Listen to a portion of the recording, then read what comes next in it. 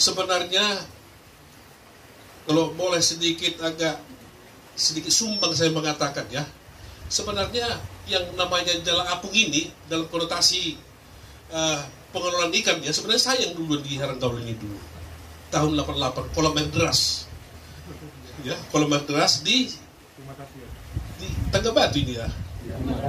Iya. Pada saat itu kan pekan di Haranggaul ini kan luar biasa juga ya, luar biasa juga ininya, Senin dan Kamis. Kalau Kamis itu pekan kecil lah namanya. Kalau Senin pekan besar. Ini dulu kapal-kapal besar ini sandar sini semua. Dulunya sandar. Saya masih ingat pada saat itu ya, ketika pada saat pekan, maaf kata orang yang lewat pun susah. Ya. Seperti itulah dulu situasi Haranggaul ini. Kemudian juga Haranggaul ini juga termasuk destinasi unggulan pada saat itu. Kalau Sabtu Minggu, saya kira kalau ke tempat Tulang Dharma ini nggak bakalan bisa kita, kalau langsung kita hari Sabtu sama hari Minggu, kita nggak bakalan dapat tempat. Harus order dulu. Ya, demikian juga tempat pemandian yang di Sabas, kemudian juga Tuhulan. Ya, kalau kita melihat sesungguhnya Haranggaul ini merupakan suatu kawasan ya yang diberkati oleh Tuhan. Memang kalau kita lihat secara detail ya, tujuan pemerintah bahwa Danau Toba ini harus benar-benar menjadi kawasan ya yang benar-benar menjadi kawasan pariwisata. Ya. Kawasan pariwisata. Artinya kalau kita lihat saat ini Bapak Ibu, dengan keberadaan KJA, ya jujur memang agak sedikit mengganggu memang di program pemerintah ini. Tetapi juga yang perlu kita sikapi, bagaimana juga kita melihat ya kebutuhan masyarakat yang pada saat ini, apalagi di situasi wabah COVID-19 pada saat ini. Ini perlu ya kajian dan diskusi yang berkelanjutan. Ya, diskusi yang berkelanjutan.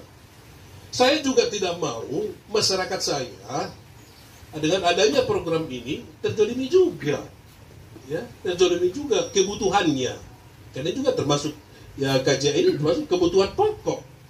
Nah, jadi momen seperti inilah saatnya Bapak Ibu, bagaimana kita mencari solusi, ya, jalan keluar. Saya juga ada membaca, saya tidak tahu itu apa sudah tertulis, apa lisan yang disampaikan oleh pemerintah kita terdahulu, yang harus dibuat pemangkasan langsung 40%. Hati nurani saya berontak. Langsung dipangkas 40%, mau dikemanakan masyarakat kita ini? Ya. Katakanlah ada pengusaha yang mungkin ada 400 atau bahkan 500 lobang. Kemudian karyawannya ini mau dibawa kemana ini? Ketika 40% dipotong. Mungkin juga ada yang juga sudah berkeluarga, ya, kan karyawan yang ada di sini. Anaknya berapa? Mau dibawa kemana ini? Feedback ketika terjadi pemangkasan, ya saya kira kita nggak usah kembali ke belakang lagi. Tapi bagaimana ke depan ini? Supaya apa pesan dari pemerintah pusat bisa kita respon, tanpa juga dalam waktu yang sangat singkat ini kebutuhan kita menjadi terganggu gitu. Jadi maksud itu sama kemarin ya seperti yang saya sampaikan tadi itu, kalau kita dipangkas 40%, saya juga tidak setuju itu. Terus terang, ya, tidak setuju dengan 40%. Karena bisa kita bayangkan 40% dari hampir 8.000, 3.200. Ini kita mungkin teman-teman media juga bisa disampaikan nanti ini ya. Kira-kira seperti apa kita ya untuk memindahkan. Saya kira bukan memindahkan. Saya kira bukan membuang, membuang terlampau kasar. Apa istilahnya ya? Merelokasi lah dulu ya. Merelokasi yang misalnya yang 4.000, 88 kali 4 sekitar 3.200. Seperti apa? Di mana tempatnya? Nah, itu dulu. Tempatnya di mana? Kan masyarakat ini juga butuh merelokasi itu. Di mana nanti tempatnya? Kemudian juga apa namanya? Jaring-jaringnya itu apa namanya? Net. Netnya seperti apa nantinya ketika itu dipindahkan? Kan ini juga butuh persiapan. Nah, butuh persiapan semua ini.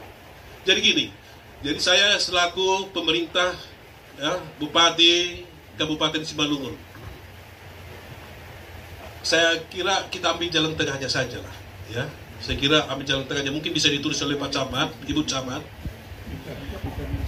Kalau kemarin itu disampaikan 40%, boleh, tapi kita buatlah secara bertahap, ya. Kita buat bertahap. Cara bertahapnya bukan langsung 40% juga, ya. Kita buat saja dia mulai dari Juni lah sekarang ya. Juni sampai Agustus kita pangkas dia 10%. Ya.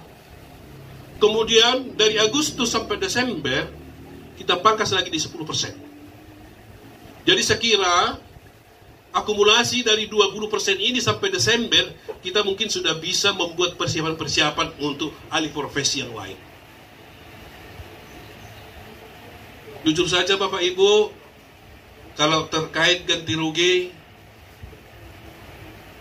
pemerintah Kabupaten Simalungun tidak punya kemampuan untuk itu. Tetapi kita akan berusaha, ya, kita akan berusaha sedapat mungkin untuk meminta bantuan, ya, ke perusahaan terkait. Perusahaan terkait, apa itu perusahaan terkait? Ya termasuk juga PT Inalum, karena ada juga hubungannya ke sini, ya. Demikian juga mungkin perusahaan-perusahaan yang lain. Dan saya juga akan berusaha untuk meminta bantuan, ya, kepada pemerintahan kita, ya, yang terkait di pemerintahan pusat.